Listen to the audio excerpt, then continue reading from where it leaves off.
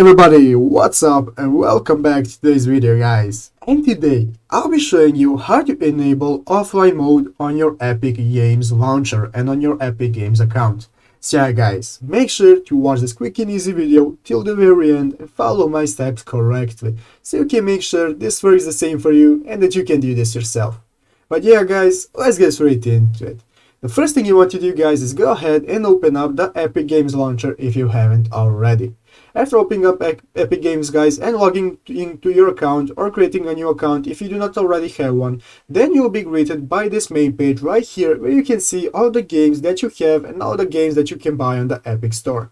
So guys, if you want to enable offline mode, it's very easy. And the first thing you want to do guys is go ahead right here into the upper right corner where you can see your profile picture right here, and you want to go ahead and click on that guys, and now this will open up this new tab where you can see your achievements, your settings, you can redeem codes and so on. So guys, what we want to do is go ahead and click the second option right here called settings.